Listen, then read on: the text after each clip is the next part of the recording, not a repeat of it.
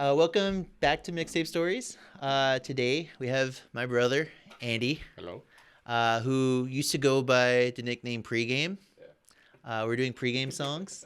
Why did they call you PreGame when you were in your early 20s? So I was given that nickname. It was one of those where like people pregame, but nobody pregame like me supposedly.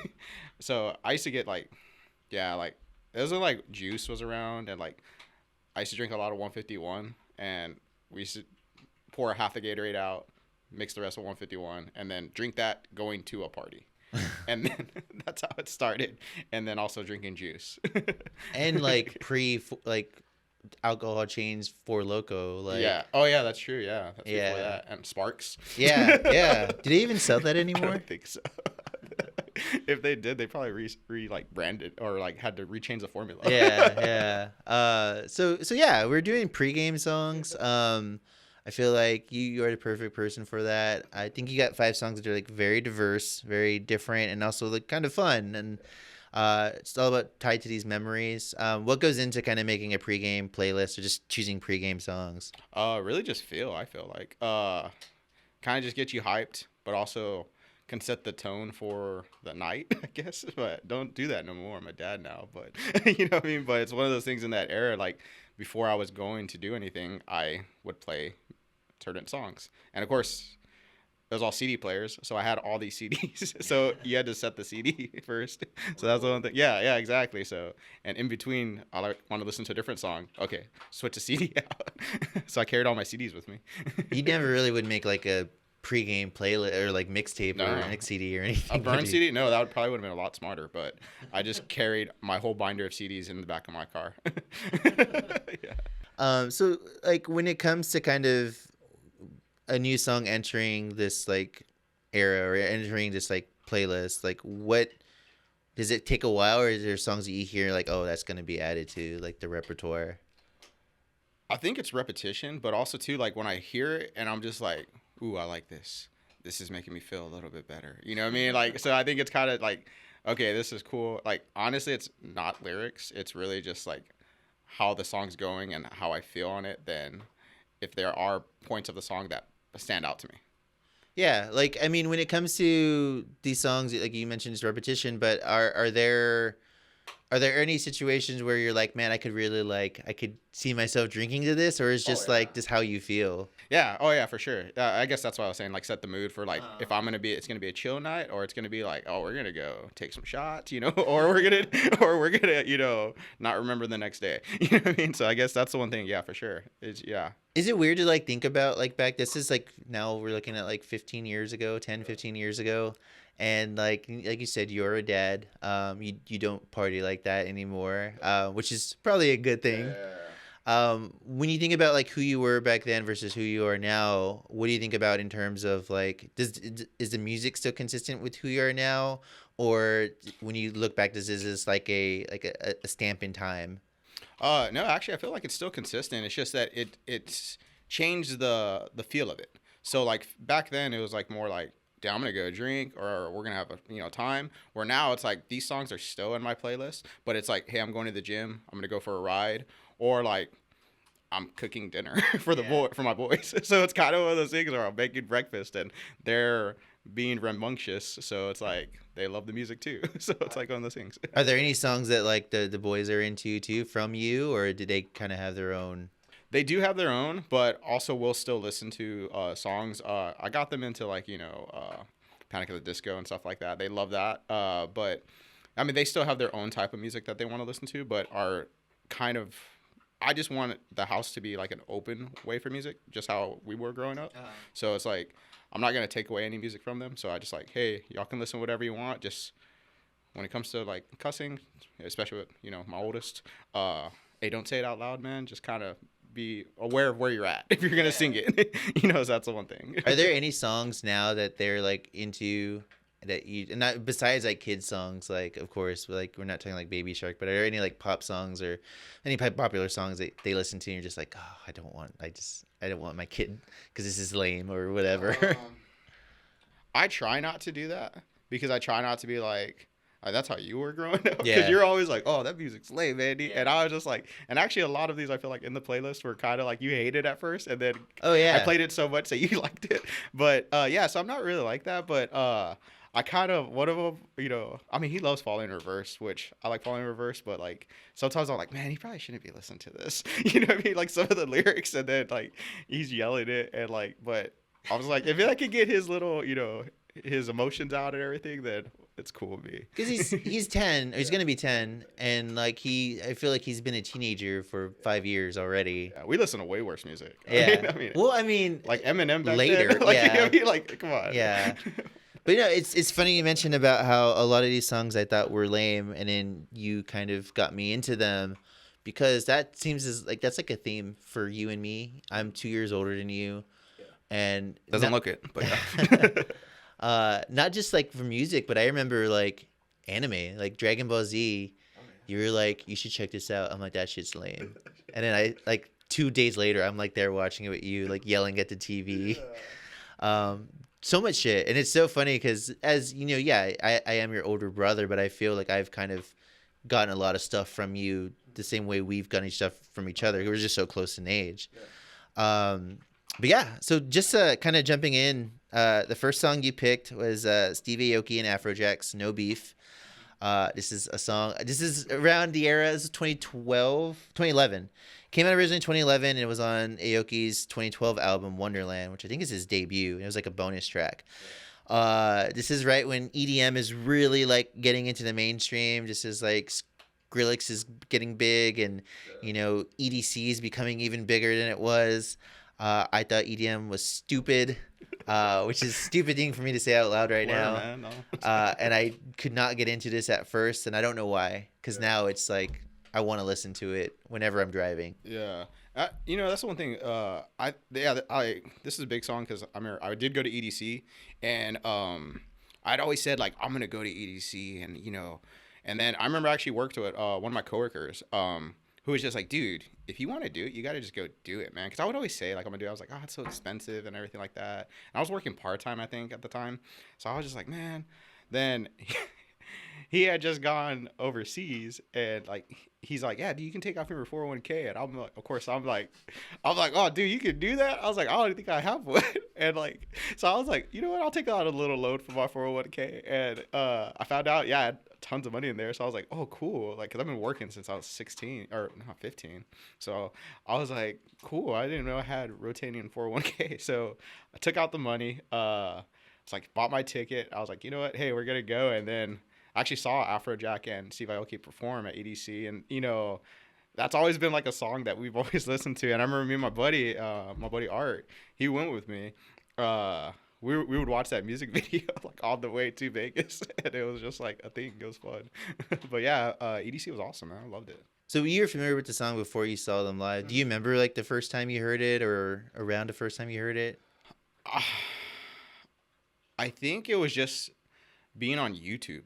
I was on YouTube, and you know how you go down the YouTube traps and I'm a big music video person, so I love music videos. I wish there's a lot more songs that were made in music videos. I feel like it's coming back. Yeah, because for a bit. time frame, it just like, oh, there's no music video. And I was just like, I guess I grew up on like pop-up video and all that. So it's like, Yeah. I always love watching that stuff. And I guess being into, movies and all that, I love music videos.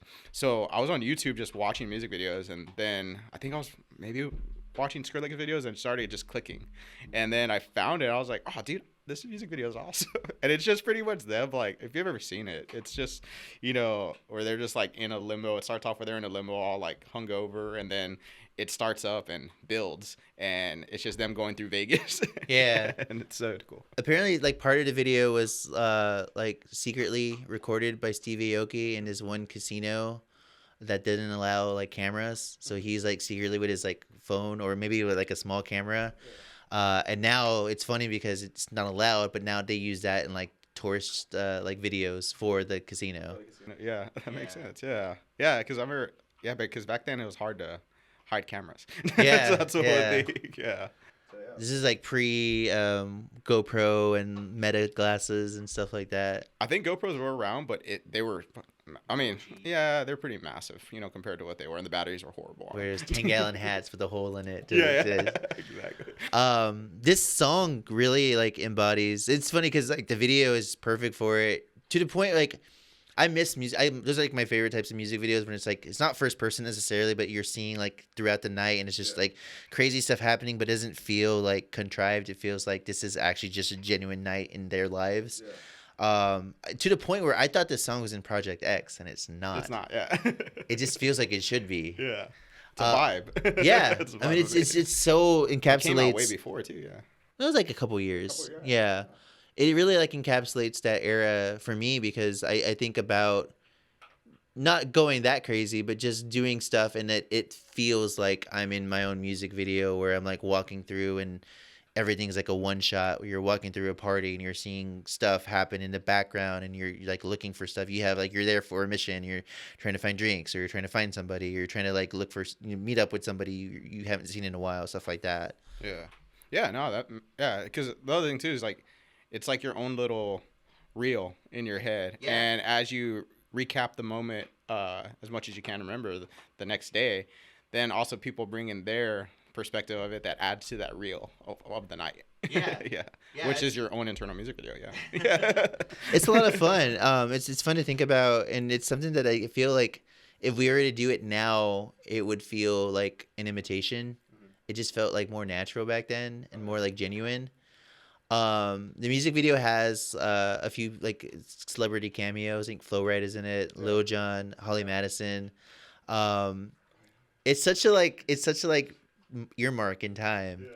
And you mentioned music videos. I feel like you kind of brought me into certain things. Like I think Turn Down for What music video. Speaking of Lil Jon, and we were. You haven't seen it, watch it. It's directed by the Daniels, who directed Everything Everywhere All at Once. So it's like really, it's a weird music video. But it really that was just such a time. You can't do that stuff now, not because it's like problematic, but just because like the kids are gonna think it's cringy, you know? Yeah, I feel like, I mean, dude, that's so true though, because I know like there's,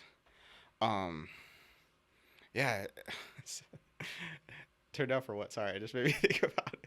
But yeah, I mean, just watching that, it's like, and I think also too back then it was like a lot of stuff, wasn't really filmed. It was like captured in like still frames. Mm-hmm. So I think that's always like cool when you're like old music videos and stuff like that, where even going through like a party, it's just still frames. And I think that's what our minds, have all been done, especially like camera phones were, it's just starting to come out, like stuff like that. So a lot of it was like blurry pictures or like digital cameras that were blurry. It's like, and you had a still frame of it that you remember the memory of that night. And I think that's like, so that's another thing. Yeah. And it's funny because, I mean, as much as we were killing brain cells, I feel like we have a lot of like very fun memories from then.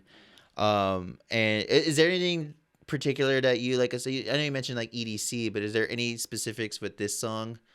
Oh yeah. So I remember because there's no beef. We used to always go like get wasted, then go to Taco Bell and then play that song because there's no beef. Because like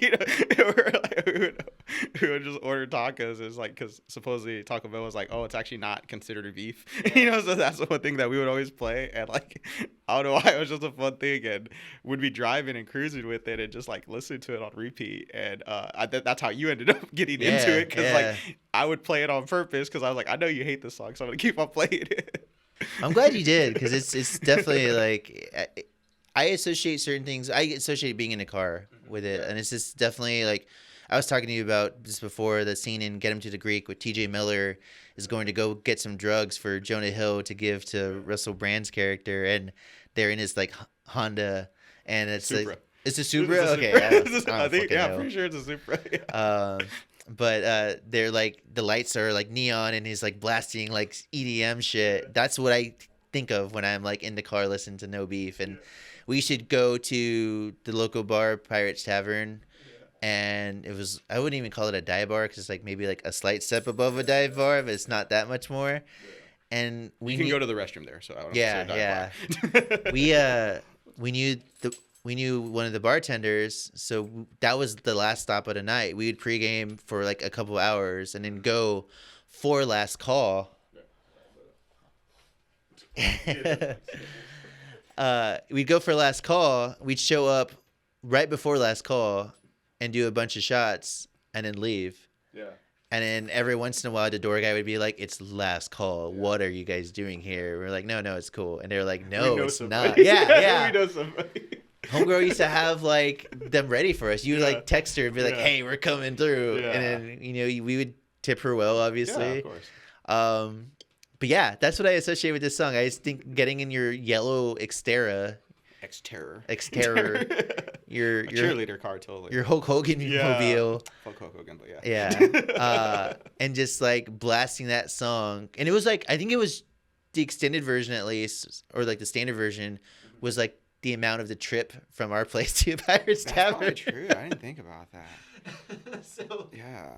So yeah, I mean, we have, and it's so like innocuous because nothing crazy happened, but that's such a memory ingrained in me. Like there was funny stuff that happened, but it wasn't anything we're like, oh man, best night of our lives. Just like, no, we just do stupid things and go and take some shots and leave. We wouldn't even get like wasted. It was just like, it would just be like, it felt like I think that was the first time I felt like an adult, like partying adult. It's like, we're just going to take shots, get a little buzz, then go get Taco Bell and Mama Margie's. Yeah. Yeah. Then we got to get to Mama Margie's before 2 a.m. because at 1:30 they take away the chips. It's 1:30. I thought it was before that. Even. I just remember because Zeke always had it. Oh, sorry. But yeah, Zeke always. No names. Yeah, he already knew, like, wait, so he's like, he would be like, dude, we got to go, man. We got to go. Because, we try to spend the least amount of money. Yeah. And by the least amount of money, Zeke would be $0. Yeah. So funny thing about this song too is it just fits so many different vibes.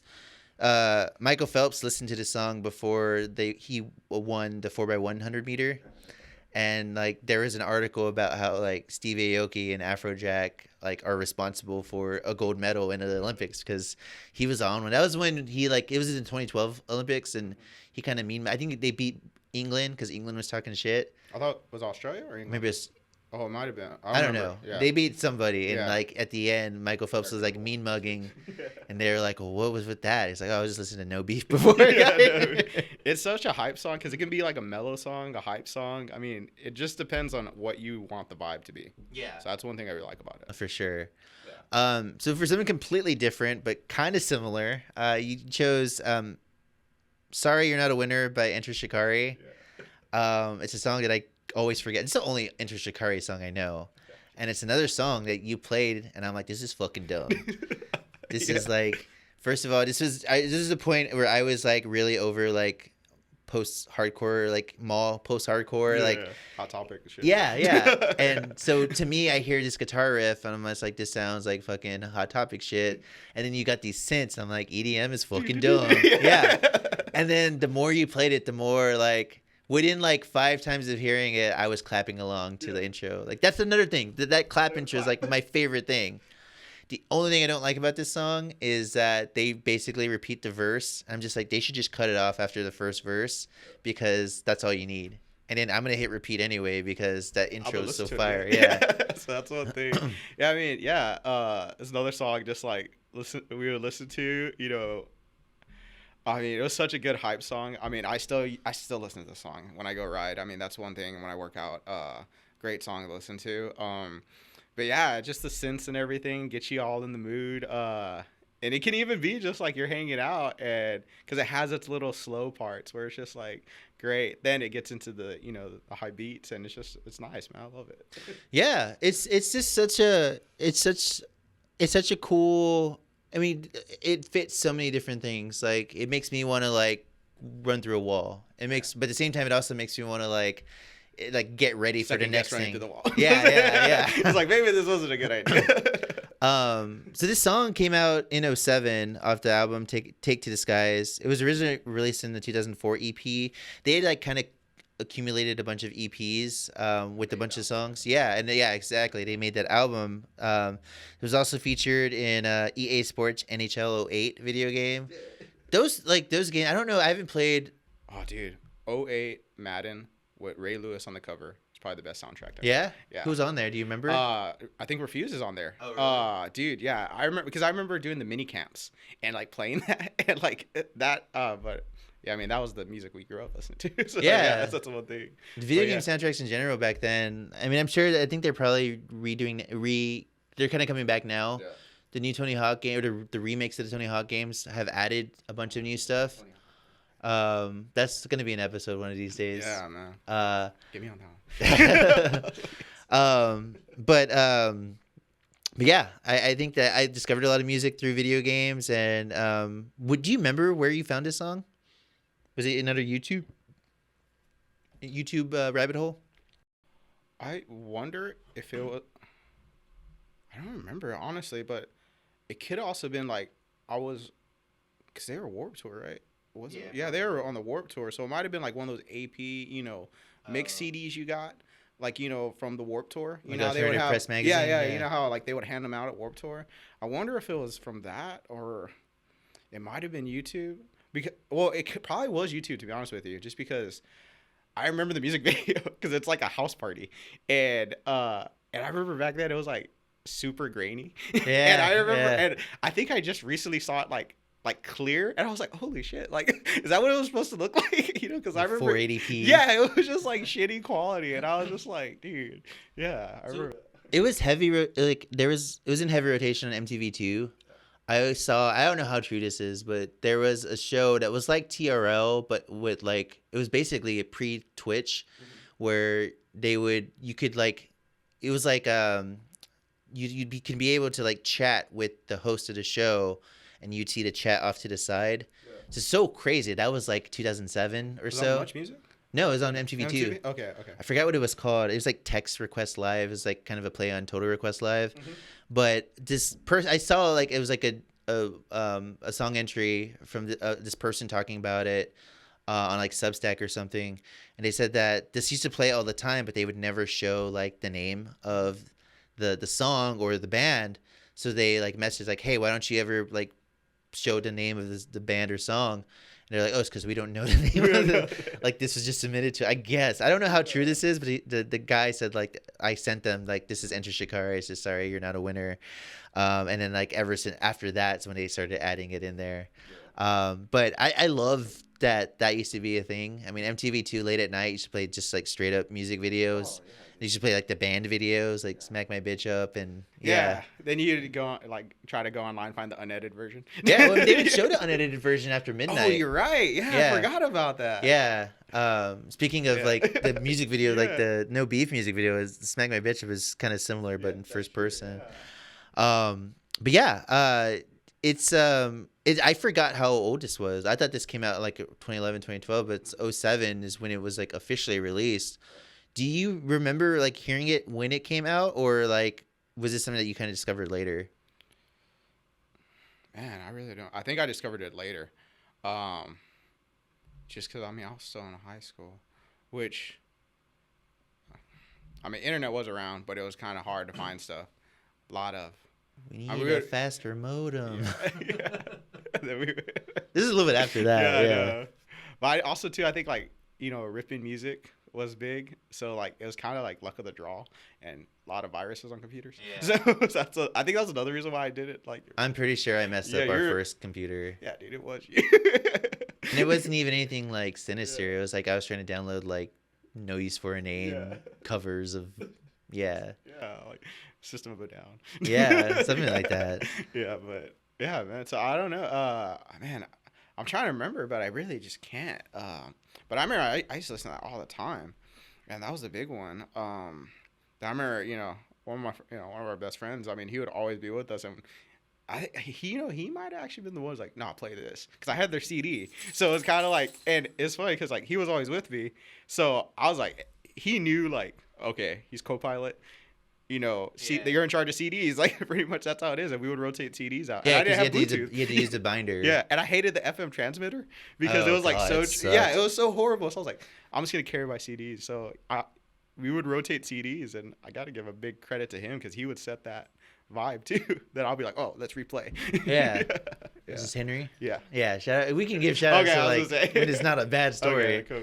Or an embarrassing story, I should say. Henry's like yeah, like other brother, man. So that's Yeah. one thing. Yeah, definitely. That I mean, when makes- you went to college, I mean, he pretty much became like unofficial big brother. Yeah, that makes sense because this is the time where I was away. So like it probably was around 07 or 08 when you actually got into them, and I'd come home from college and they're like, "What is this bullshit?" Yeah, I don't know what clicked. Like it was just something that because it wasn't anything like I heard a part of the song I hadn't heard before. Like I'd heard the song so many times. I think it was just me like fighting myself, and like I couldn't like succumb to like this new trend. I was getting really into like fucking. You're like, my little brother likes him. Yeah, Ugh. yeah, That's exactly. like, Yeah. But yeah, it's funny because we talked about how the song has like EDM influence in there, and it's a post-hardcore song. The guitars are very like, not from like a technical standpoint, but from a sound, they've got the tone of like Avenged Sevenfold a little bit, at least with the way the riffs are played. The singer talks about how he just grew up. It didn't even feel like he was doing anything crazy. But he grew up with so many influences. He was in like orchestra. He listened to Motown with his dad, and they're from England. So he had all these types of mixes and all these types of influences in his head that just felt like normal. And then hearing it like, oh, this is so crazy. Like they're mixing like dance music with like post-hardcore, and it's just, but not in like a sassy way, but in like an actual like aggressive way. And then you see like DJs like Bloody Beetroots who do like remixes of New Noise by Refuse, and then you see Justice integrating like Metallica in their sets. And I'm not saying that they got this from them or anything, but like this was like a time where people were really like experimenting with it. Yeah, so I mean that's one thing. Yeah, I mean because like bringing up Refuse, man. I mean that's one thing we listen to, and I think that's another thing where I heard this and I was like, oh, this kind of reminds me of Refuse. You know what I mean? Like so that's another thing. So, but yeah, I mean. Yeah, I mean that's one thing. They're, I mean, because I know when I first heard them, I didn't know they're from the UK. So that was the one thing, and I was just like, oh, he doesn't sound like, you know what I mean? And then, you know, you get into it, and then you're like, and you see him in an interview, and you're like, oh, what the fuck? Yeah, it's like Sound like girl from London. Yeah, it's like the first time I heard, what's his name from, oh my god, from Split, the guy plays, oh my god, he's in. Split where he has a 7 personalities. Oh, now I can't remember his name. James McAvoy. Yeah. James McAvoy. Charles Xavier. Yeah, Charles Xavier. I remember the first time I heard him talk, I was just like, "What?" I was like, he's Scottish, right? Yeah. So I mean, that's the one thing that was definitely, you know, you find those and you hear them.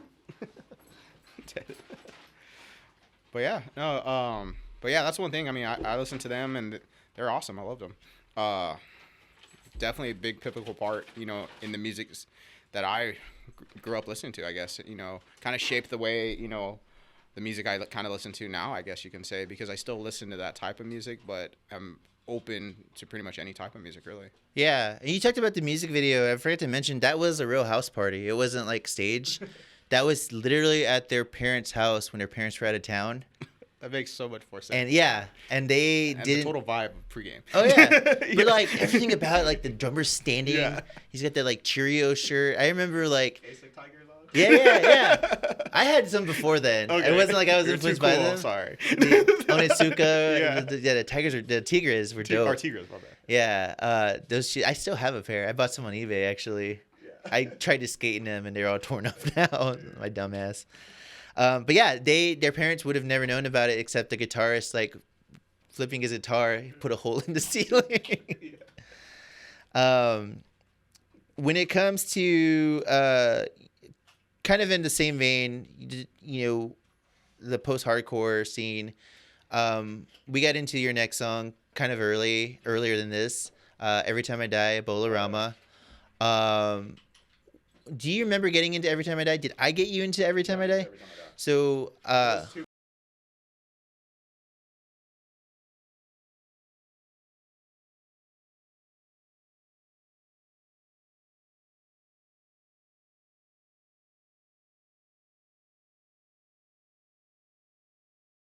yeah. So I got to give a shout out to Kyle, my old roommate Kyle, who like I lived with him my sophomore year of college, and he got me back into 80s music because I thought 80s music was lame. Bon Jovi. Yeah, I mean, even beyond like No, Bon but he Jovi. would play it. Yeah. And then randomly he was like, "Have you heard Every Time I Die?" And I was like, "I've heard of them. I think I saw them at Warped Tour even, but I just didn't know them." He was like, "Check this album out," and it was Hot Damn. And this was right after Gutter Phenomenon had come out. So Hot Damn was before that. Hot Damn came out in 2003. And I don't know if he played this song or he played She's My Rushmore into the song that goes before this, but it just everything clicked. I'd listened to them before probably, but like you said, like it wasn't even about like being incoherent so much as it was like, I can't keep up with it. Like the pace is fast and there's so much going on. And then I don't know what it was, maybe because I started drinking around this time. Everything just slowed down. So, I don't know how I brought it into you, but I think you kind of took it and like went with it and became like an even bigger fan than I was.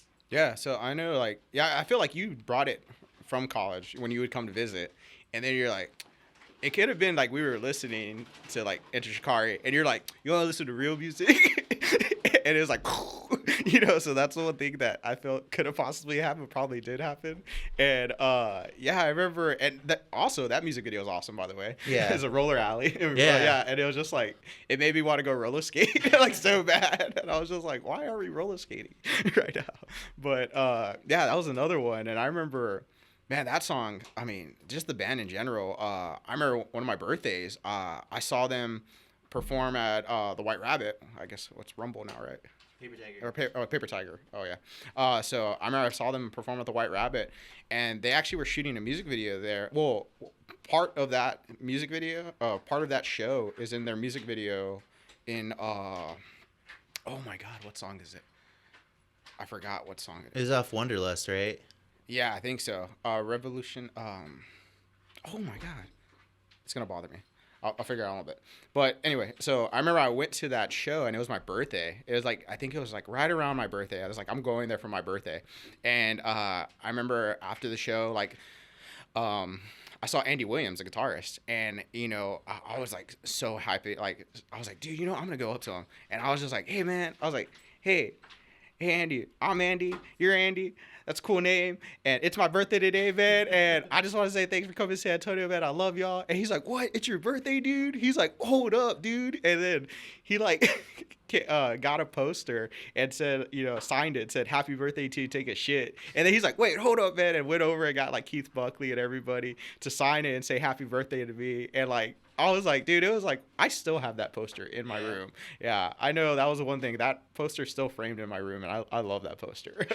But, that was, so it was their Wanderlust album, too, that was it was a poster of. And, man, that's probably like one of my fondest memories of them is just meeting Andy Williams and him being like super fucking cool, man. And I was very intimidated going to him. He's a big dude. Yeah, he's a wrestler now. Yeah, the Butcher. Yeah, in TNA. Yeah, but I like reading stuff about him. I mean, because he's all swole now. But I remember just like I was super intimidated going. I was like, he's a big guy, but he was such a cool dude, man. And that was one thing that's real nice. Do you know he's named after the country singer Andy Williams? I heard about that. Yeah. Which the only reason that I feel like you and I know that is because there's an episode of The Simpsons where Nelson makes them stop so they can watch Andy Williams. And just when he thought he wasn't going to do Moon River, he does it for the encore.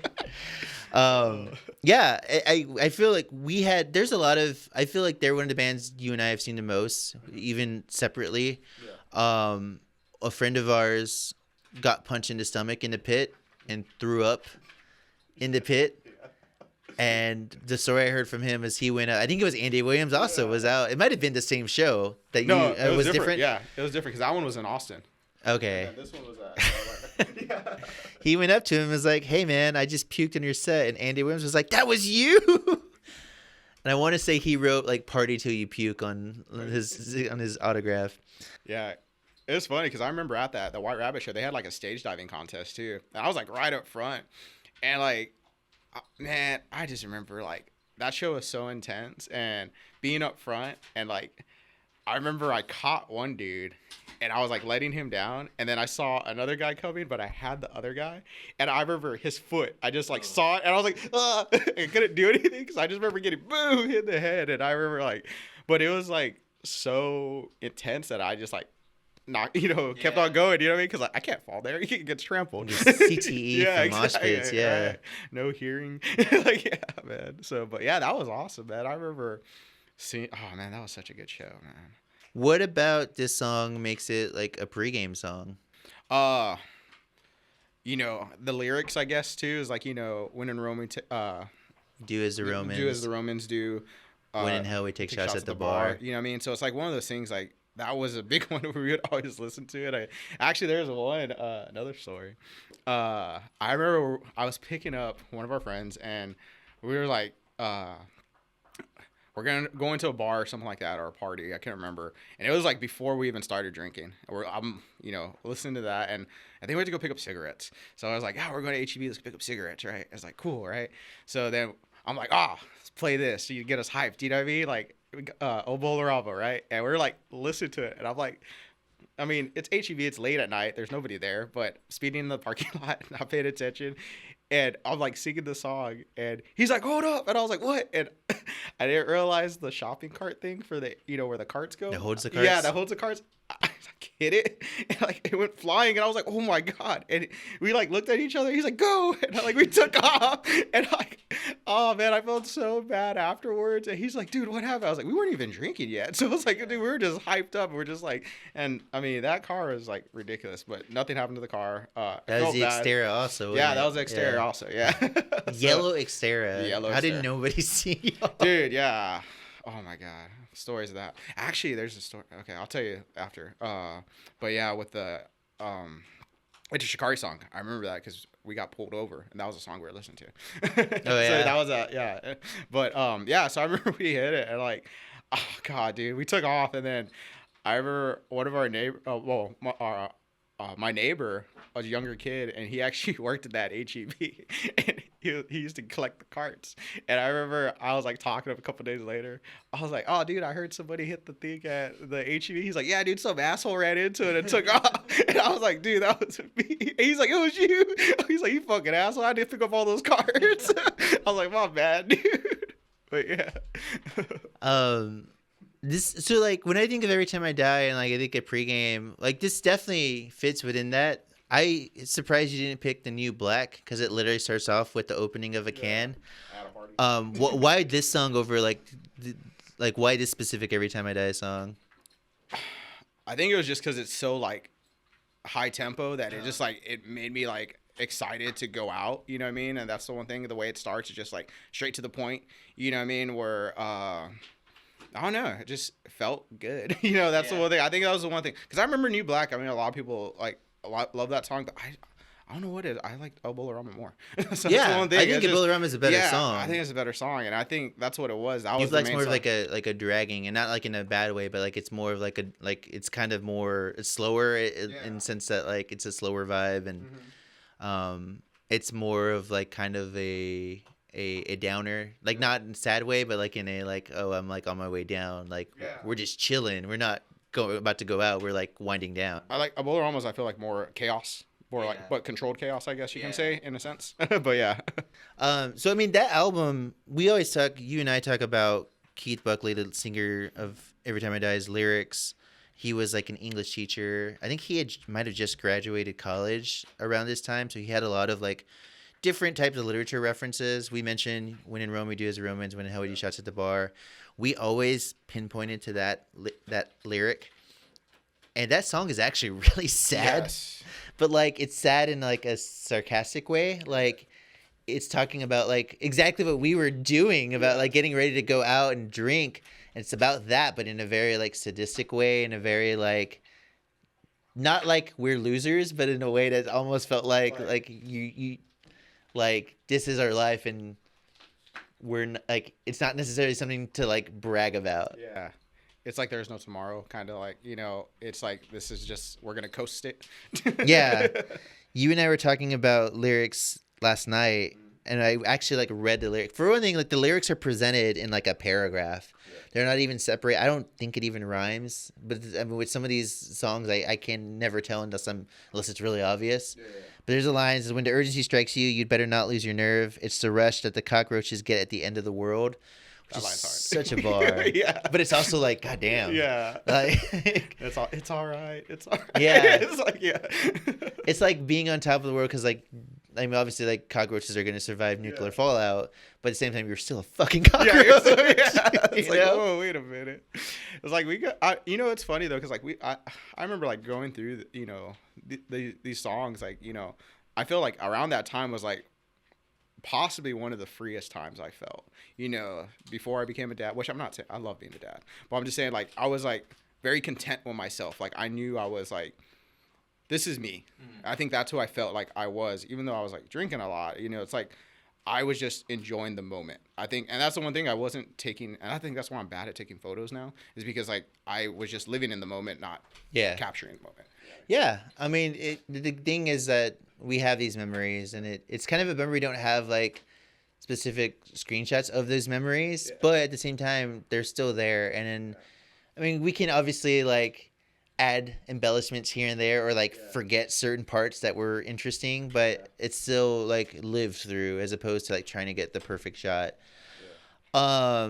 Speaking of memories and perfect shot, before I talk about your next song, I need to tell a story that this song reminds me of with you. You would come up when I was going to school in Austin. You would come up for South by Southwest, and it was after you were both over 21. We met up with some friends I hadn't seen in a while. We were alternating back and forth. I was DD night 1, you were DD night 2, so on and so forth. But then we reached the 5th day, and we're like, well, it's not fair that I have to be DD 3 times. Yeah, you're only there for 5 days. So we're at this bar with my friends from high school, and we're getting shots for all of them. There's like 7 of us. And I was like, well, how about this? Whoever gets drunk first doesn't have to drive. Which is a horrible idea. Yeah. Well, but it was also one of those things where, like, obviously we're not going to, like, okay, you're drunk, I'm drunk, I'm going to drive. It was like, okay, I got to stop drinking for 3 or 4 hours. Yeah. But I was like, whoever gets drunk first doesn't have to drive. It was your car. This is the only time you let me drive your car. You're like, cool, whoever gets drunk first doesn't have to drive. You took all 7 of the shots, pulled out your keys, and just handed them before I could even drink anything. Well, because I bought the shots for everybody, but once you said that, I was like, I'm taking all these and buy another round. So we bought another round, yeah. For everyone except me. And so the reason this song reminds me of that night is because afterwards, I'm driving and I'm super butthurt. The last day of South by Southwest, and I'm like not getting to like drink. I'm driving, you're wasted, and this song, Attitude by Misfits, comes on randomly. It was like on shuffle, and you crank it up to like almost blowing out your speakers. You roll your window down, and you're like singing it outside the window, and this like unhoused guy, this homeless guy, is like walking by and just goes, hell yeah, brother. And you're like, hell yeah. But he was singing it too. He was singing it too? He was singing it too. I remember.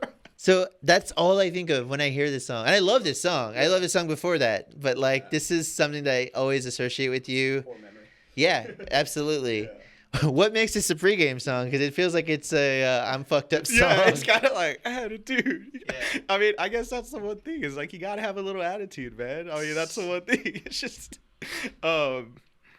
I mean, fun song. It's just like, I feel like even though it's talking about that, it's just a fun song to sing with your friends and like, put them in fun headlocks and like like just sing it together. It's a little bit of horseplay. Yeah, it's just like it's like we're not gonna hurt each other. Guys being dudes. Yeah, exactly. Dudes being guys. Yeah, exactly. It is such a dudes being guys. That song, man. That's all it is.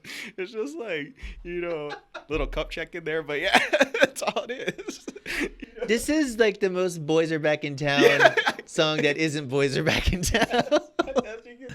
But I guess there are a lot of Misfits songs that, I mean, they have like very fucked up lyrics, but you're just like, when you're singing along, you're not even paying attention to them. Because it's a vibe. Yeah. I mean, this song, it was a B-side to the song Bullet in 1978. It was supposed to be on the original Static Age, but they couldn't find a record company to put it out. So they ended up putting out a bunch of EPs. And then like literally like 20 years later, 30 years later almost. Remastered, right? Then it was remastered and completed in 1996. And that's when it was included on Static Age, which is crazy because like These are it's a greatest hits album at that point, and it's their first album. Yeah. The first one they ever recorded. Yeah. Granted, I think Danzig went in and remastered some of it and might have recorded over certain certain parts. Because I remember buying that CD too.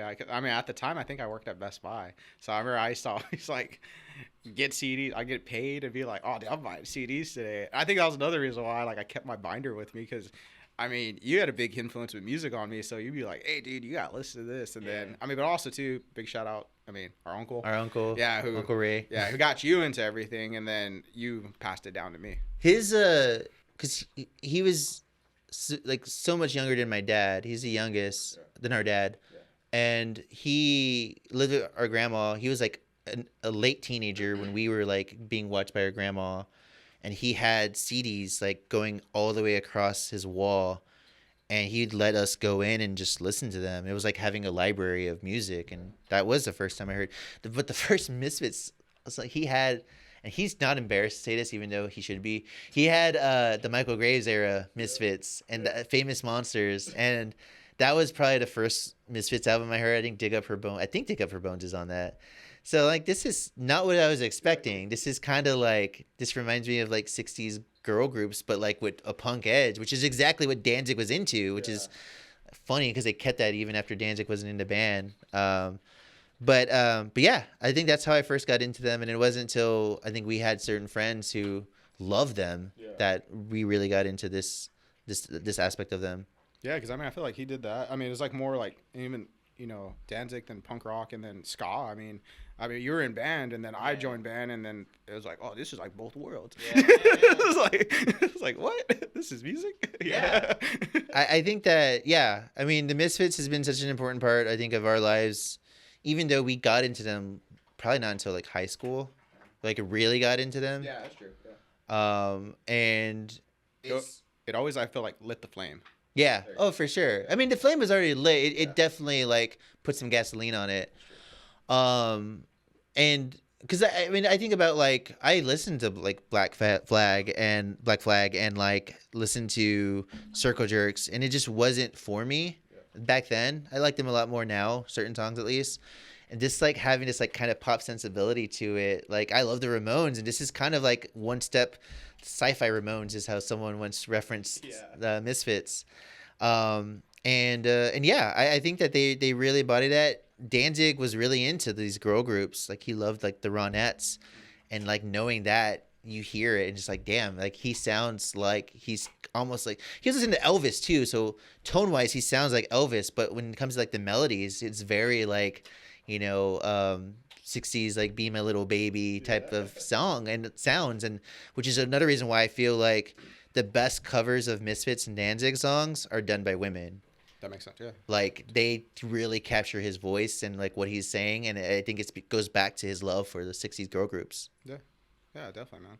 So that's one. Yeah, that's what. Yeah, dude. I miss it. That's one thing. I mean, Guns N' Roses did a cover of this song for the Spaghetti Incident, which is another album that Uncle Ray had that I listened to because I was like, oh, I like Guns N' Roses, and I'm like, this is weird. They are like into punk. I didn't know that. Yeah.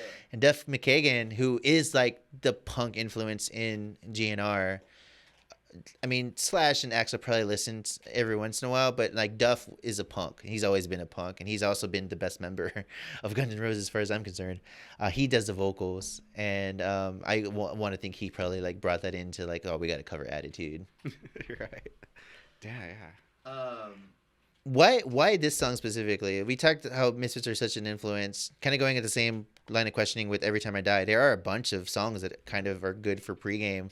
What was it about this song versus something like Hybrid Moments or anything or Last Caress even?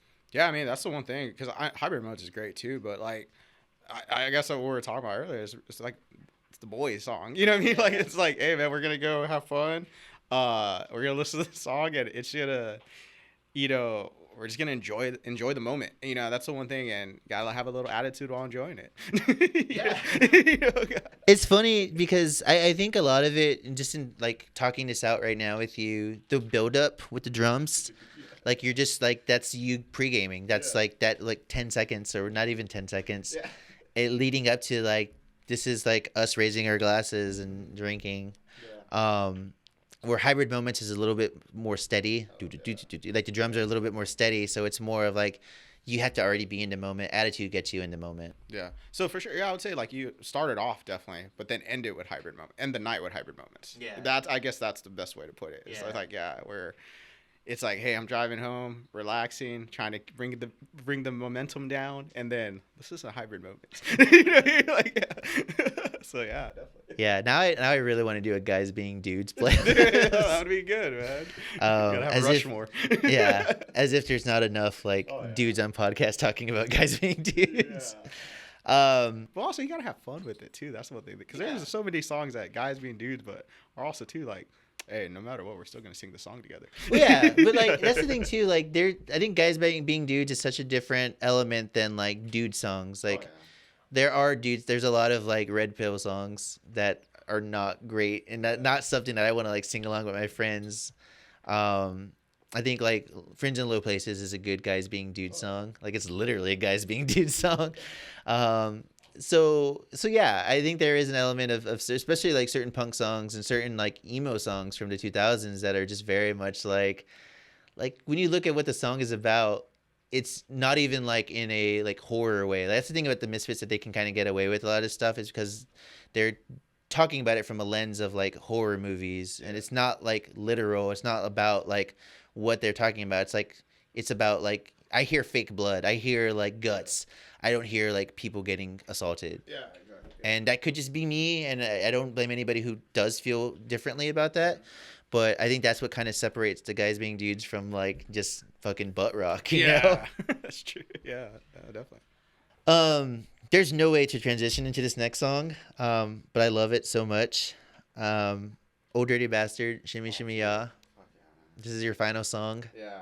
I feel like I don't even need to ask, but like, what about this song? Oh yeah, everyone knows this. I feel like, well, if you know me, you probably know the story about it. I mean, ODB. I mean, yeah, dude, Wu-Tang Clan.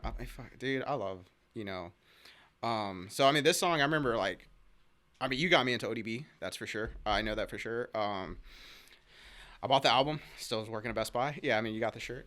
But yeah, I mean, but I remember this song is a big moment because I remember this was before I had the Xterra. So this was, yeah, I was. You had a Chrysler. A Chrysler LHS. Yes, boat it was car. a boat car. It was ridiculous. It had a 3-disc CD changer. And I think that's another reason why I carried my CDs with me all the time, because it had a built-in CD changer. So I was like, it was so dope. But I remember we were drinking. This was before we went to bars and all that. When we were drinking. You weren't even 21 at this point. I know. But yeah, I wasn't even 21. Because I bought the Xterra after. Yeah, so that's the one thing. But yeah, I wasn't even 21. We're drinking at a friend's house and just getting wasted, and I was too drunk to drive, and so I was being responsible. So one of our friends drove, and Specifically for the Taco Cabana, 12 tacos, dozen tacos for back then it was $12.99. Now it's $20. Yeah, so yeah, we're going to Taco Cabana. And Yeah. we're in the drive-through, and I'm in the back seat. One of our friends, he's driving my car, and somebody else is with us, and we went in 2 different cars, and person in the passenger is like, oh, I'm gonna jump in that car. So we're like, okay, cool, right? So I'm like, give me the CD, I'm gonna put this on, and I switched it over, and like Shimmy y'all came out, and I was like singing it, and then I was like, I'm gonna jump in the front, and like I like was wasted, so like I went to go jump in the front. We're in the drive-through, and I guess when I jumped over, like I just slipped or something, and my foot hit the key in the ignition, and the car turned off, and the key broke inside the ignition. And we're like, and my friend's driving, like, dude, what'd you do? I was like, what do you mean? I was like, what do you mean the car turned off? He's like, dude, the car just turned off, and the key, and like he picks up the key, and it was like one of those movies, like, no, like, it was just broken, and like we're like, he's like, dude, I don't know, and we can't turn the key, and it's turned off, and it's in there, and get out of the car, and like it's like a line because Taco Cabana was like the only place open. So these guys are behind us, and I was like, hey dude, like, hey man, sorry that the car just died, the key broke off, and like, hey man, can you help us move the car out of the driveway? He's like, and the guy behind us is like, yeah dude, we just want to get some tacos, man. And I was like, cool man, just help us move it, right? So he like move it to a parking lot.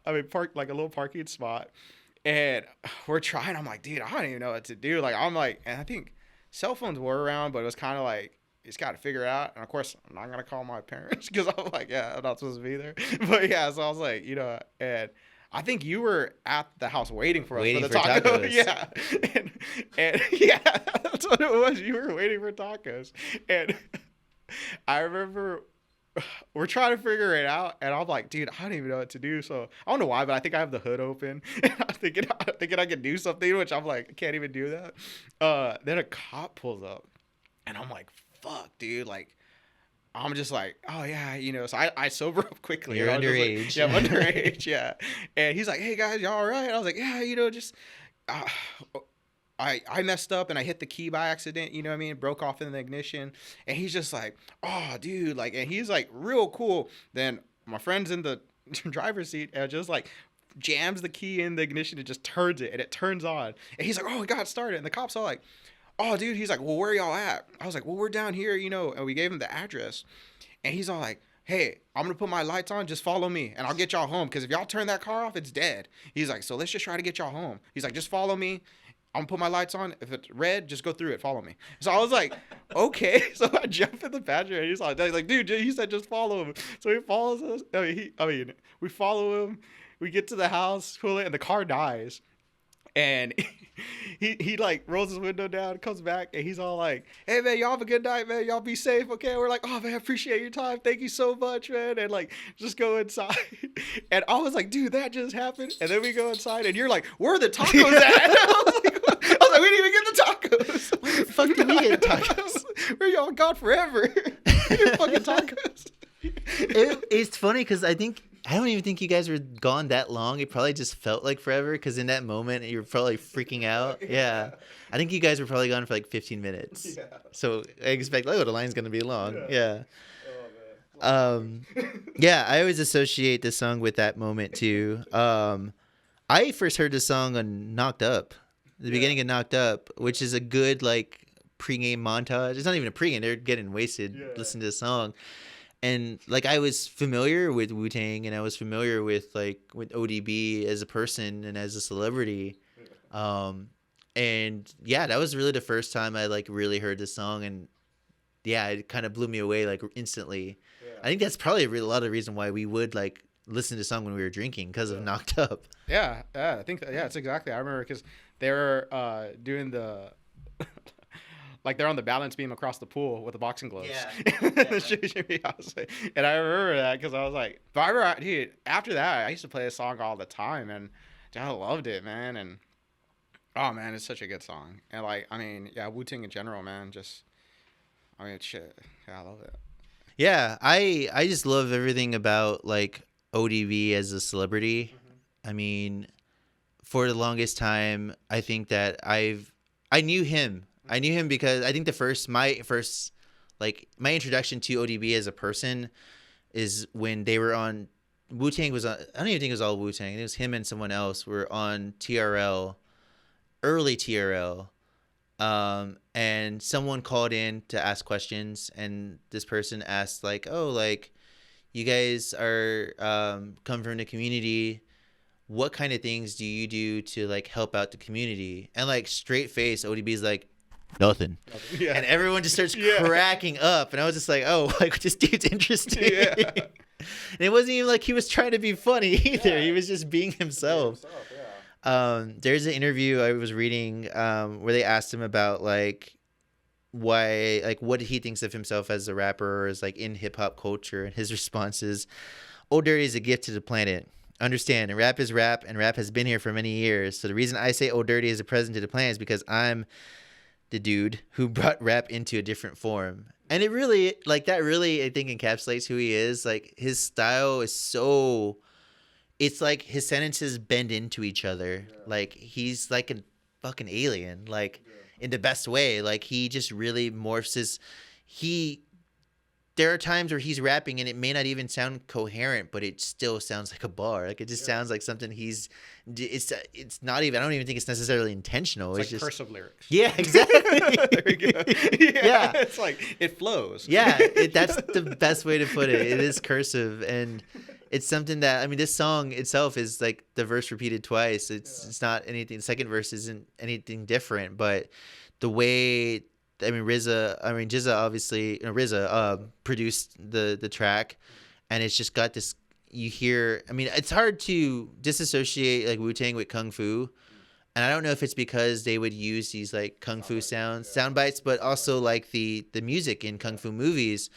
So I don't know how much of it is like, oh, they use Kung Fu soundtracks, or like, no, like I think of Kung Fu when I think of Wu-Tang, so that's why I think of Kung Fu movies. They become like one on one with each other.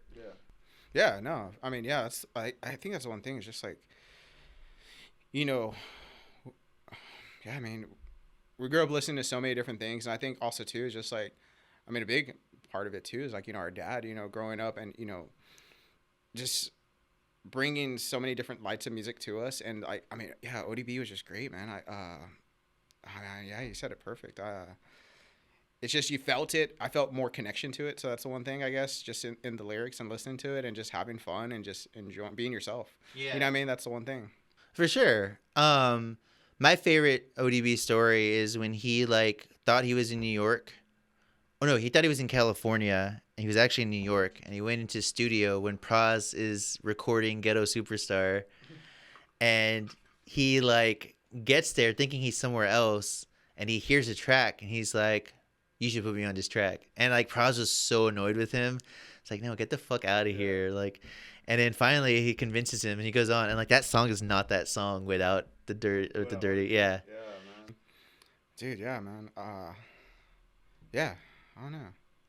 It's one of those things, like that song, I feel like, I mean, of course you got me into it, but it's just like, listen to it. I mean, I still, even when I listen to it, I mean, it's still, that's what I'm saying. This is still a song that's on my playlist. You know, I even listen to it when I'm just at home. You know what I mean? It's one of those things I've always. It's good cooking music. Yeah, and like dishwashing music. Oh, dude, cooking breakfast. Yeah, doing chores, man. Vacuuming, like, you know, and even like, like you just want to sway. You know what I mean? It's like one of those things. Like, I don't know, man. It's just, it's such a vibe, man. It's such a like shorts and slides song. Like you're just like cleaning the dishes and like walking around the house and like listening to it. It's like you can be really yourself while doing it, because you're doing dance moves that you would not do out in public, and you just like don't care, because you're just like, you know, it's just, you know, I don't know. Even grabbing the broom and singing into it. Like, give me the mic so I can take it away. You know what I mean? Like, it's just, you know, it's one of those things, man. But yeah, I love it, man. Even, you know, it's a good cruising song too, man. I feel like that's the one thing. I mean, just windows down, blaring it up. You know what I mean? You know, I know. Yeah, but yeah, it's just great, dude. I love it. It's I think it's on par with like Damn It Feels Good to Be a Gangster in terms of like cruising through the neighborhood. Yeah, definitely, man. My favorite thing in like college was, this is like after college, because it was like right when Odd Future like hit big. I would play either Yonkers by Tyler the Creator, this song, or Damn It Feels Good to Be a Gangster, like as loud as I could whenever I thought whenever I'd go through like what I thought were like the rich neighborhoods, and it turns out they were just like slightly like upper middle class. We're just used to being lower middle class. Yeah, they weren't even like the rich neighborhoods that they were probably like bumping into. Their houses were 2 stories. Ours weren't. That's the one thing. So yeah, that's your playlist. What are, and there's probably, I mean, I know there's tons of songs that you wanted to include. What are some other ones that you couldn't fit into these 5 songs? Oh, dude, there's a lot, man. This was a hard playlist to do, because it was really just like, I mean, because I listened to so much music around that time frame, and I mean, I was a huge Lady Gaga fan, so I mean, that was the one thing. I mean, yeah, I still am, but yeah, like one of those Lady Gaga songs I remember was AA. I love that song, and I know a lot of people. I guess a lot of people don't know about it. But what album was that on? Fame Monster. Oh, this is the first one. Yeah, her first album.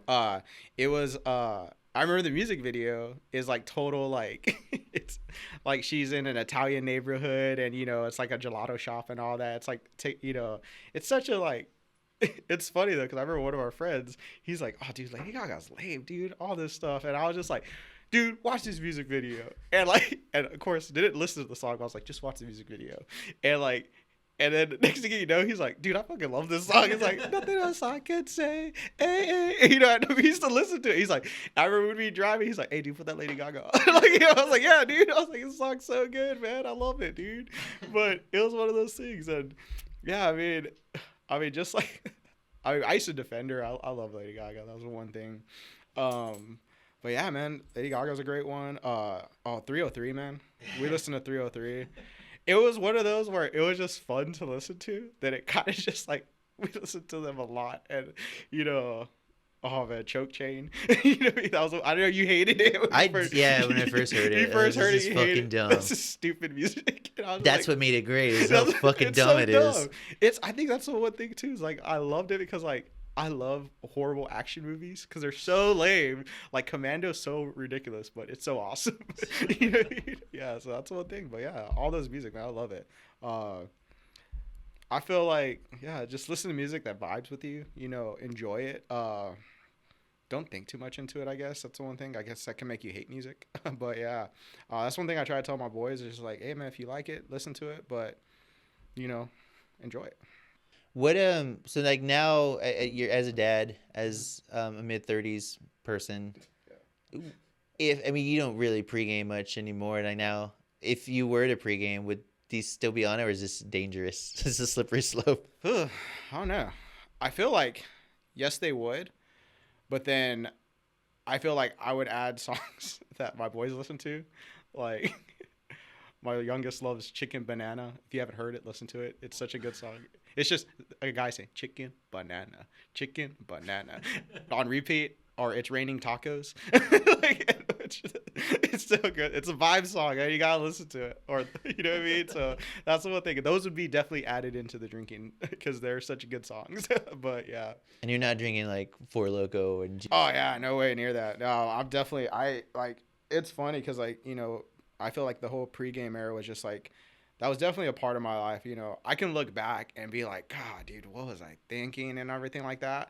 But also, too, it was definitely a free moment in my life when I was, you know, I think that's probably the one part of my life when I was like the most comfortable with myself. And that's the one thing because I really didn't care about what people thought. That was a big moment. Of course, as I got older, need to be responsible. I got to watch out for my boys. But like at that time frame, it was just about me. And I feel like that music is what kind of kept me separate because it's such a range of what I listen to. Like I listened to so many different things that it was kind of like whatever I felt at that time. Yeah, I mean, you say that you were free and you didn't care what other people thought, but you were still like a good person. Oh yeah, despite, for sure. I want to just stress that for me to say this because I think that our friends who look back on you when they look at the pregame era, I mean, yeah, you did a lot of dumb shit, but like at the same time, well, that's fun to talk about. I think a lot of our friends talk about like moments where you really like went out for them and you really like stood up for them. I mean, you're my little brother. We're at a party. I am a little drunk and I spill something and some guy is just joking around. He's not even trying to be aggressive, but he's just being an asshole. Yeah. It's like, oh, you spilled it. Now you got to lick it up. And you get in between him and me and you're like, how about you lick these nuts? And the guy was like, hey, I don't want any trouble. Like, and then you don't make fun of him. I make fun of him. Yeah. And that's why people thought you were my older brother. Yeah. No, man. And, you know, I think that's the one thing. Like, I guess, yeah, I mean, I always treated people how I want to be treated. I did dumb stuff, but it was like dumb stuff to myself. Yeah. It was like, yeah, that's dumb, Andy. Why would you do that to yourself? You know what I mean? But it was kind of like, well, just having fun. You know what I mean? And I think that's the one thing. But yeah, definitely a moral compass of it. Yeah, for sure. Yeah. For sure. So I think that, yeah, obviously that's a side of your past, but I feel like through that, you were very social. You made a lot of great friends who you're still friends with now who think so highly of you. And I think that that's like the one silver lining to that era. I mean, you don't have CTE from the crazy shit that you did. Yeah. And you don't have like, you never did anything that was like so devastating in terms of like decisions. You were always very keen about that. Yeah, exactly. I mean, you knew when you couldn't drive, stuff like that. I mean, that's something that's so basic that, you know, we shouldn't even celebrate, but like, you know, so I think that that's a side of you. Too. Yeah. I think you kind of mentioned this, but that definitely developed you into the person you are in terms of like your confidence and things like that. Yeah. So yeah, this was a lot of fun. Do you have any shout outs, anything you want to plug? Not really, man. I'm just a dad. I'm just a dad now, man. I just hang out with my boys. Yeah. If I could say anything, I mean, you know, I guess being a dad now is just like, you know, message to people, you know, it's just be there for your kids, really. I think that's one thing. I went through that whole phase, and you know, after when I had my boys, I was just like, I kind of didn't have purpose until I had my boys, and then once I had them, I was just like, you know, this is my purpose, and you know, if you're a dad out there, a parent out there, you know what I mean, just be there for your kids. That's all I can say, is just because they're gonna be the new wave, and enjoy music. Cool. Yeah. Awesome. For sure. Thanks so much, man. No problem. And thank you for watching Mixtape Stories. Appreciate it.